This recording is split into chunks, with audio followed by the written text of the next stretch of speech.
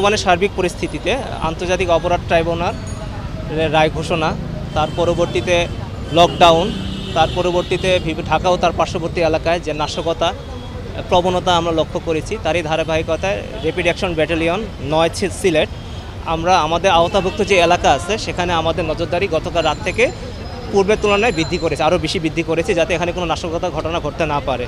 এবং গতকাল রাত থেকে আমরা আজকে সারাদিন আমরা এই কাজে জড়িত ছিলাম এবং আমরা যেটা দেখলাম যে হচ্ছে এলাকার যে পরিস্থিতি আমাদের এখানে হচ্ছে মোটামুটি কিছু বিচ্ছিন্ন ঘটনা ছাড়া পরিস্থিতি স্বাভাবিক ছিল।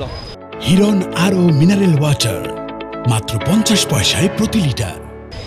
তার পরবর্তীতে আমরা যে মেসেজটা দিতে চাচ্ছি সেটা হচ্ছে আমাদের যে টহলের পাশাপাশি আমাদের যে গোয়েন্দা কার্যক্রম আছে সেটাও চলমান রয়েছে। এই ঘটনা এই উদ্ভূত পরিস্থিতিকে কেন্দ্র করে যদি কোনো অসাধু চক্র তারা যদি কোনো অপতৎপরতা করার চেষ্টা করে, সেক্ষেত্রে আমরা আমাদের গোয়েন্দা কার্যক্রম চলমান রেখেছি, যাতে আমরা জনগণ এবং রাষ্ট্রের যে জানমাল আছে সেই নিরাপত্তা যাতে আমরা নিশ্চিত করতে পারি।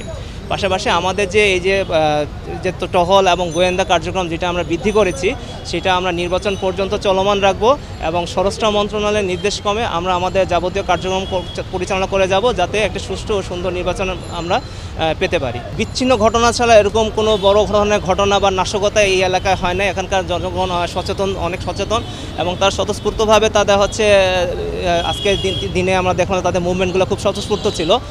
আমাদের গোয়েন্দা নজরদারি আছে এবং আমরা মনিটরিং আমাদের আছে, বিভিন্ন জায়গায় আমাদের মনিটরিং ব্যবস্থা রয়েছে। আমরা যদি প্রয়োজন পড়ে গ্রেপ্তারের, সেক্ষেত্রে আমরা গ্রেপ্তার করব, বাট এই মুহূর্তে আমরা এখন পর্যন্ত কোনো গ্রেপ্তার করি না, বাট আমাদের নজরদারি এবং তদারকি চলমান রয়েছে।